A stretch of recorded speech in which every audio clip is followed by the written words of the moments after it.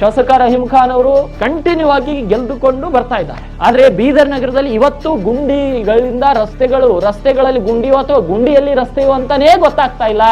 ಹಾಗಿದ್ರೆ ಶಾಸಕ ರಹೀಂ ಖಾನ್ ಅವರು ಇಷ್ಟೊಂದು ರಾಜಕೀಯ ಪ್ರಾಬಲ್ಯವನ್ನ ಹೊಂದಿ ಇಷ್ಟೊಂದು ವರ್ಷಗಳಿಂದ ರಾಜಕೀಯವನ್ನ ಮಾಡ್ತಾ ಇದ್ದಾರೆ.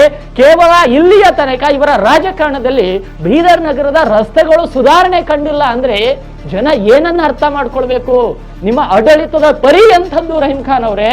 ಇಷ್ಟೊಂದು ನಿಮ್ಮ ಮೇಲೆ ಭರವಸೆಯನ್ನ ಇಟ್ಟು ಬೀದರ್ನ ಜನ ನಿಮ್ಮನ್ನ ಗೆಲ್ಲಿಸಿದ್ದಾರೆ, ಪ್ರಚಂಡ ಬಹುಮತದಿಂದ ಗೆಲ್ಲಿಸಿದ್ದಾರೆ.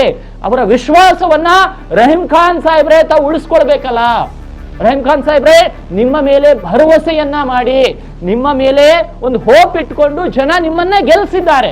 ಆದ್ರೆ ಆ ರಸ್ತೆಗಳಲ್ಲಿ ಓಡಾಡುವಂತ ಸಂದರ್ಭದಲ್ಲಿ ಅನ್ಸುತ್ತೆ ರಹೀಂ ಖಾನ್ ಅವರನ್ನ ಗೆಲ್ಸಿದೀವಿ, ರಸ್ತೆನೇ ಆಗಿಲ್ಲ, ರಹೀಂ ಖಾನ್ ಅವ್ರನ್ನ ಗೆಲ್ಸಿದ್ದೀವಿ, ರಸ್ತೆನೇ ಆಗಿಲ್ಲ. ಆ ರಸ್ತೆಗಳಲ್ಲಿ ಹೋಗುವಾಗ ಇದೇನ್ ಗುಂಡಿಯಲ್ಲಿ ರಸ್ತೆ ಇದೆಯೋ ಅಥವಾ ರಸ್ತೆಯಲ್ಲೇ ಗುಂಡಿ ಇದೆಯೋ ಅನ್ನೋದೇ ಬೀದರ್ ನಗರದಲ್ಲಿ ಓಡಾಡುವವರು ಅಷ್ಟೊಂದು ಕನ್ಫ್ಯೂಷನ್ ಅಲ್ಲಿ ಇದ್ದಾರೆ.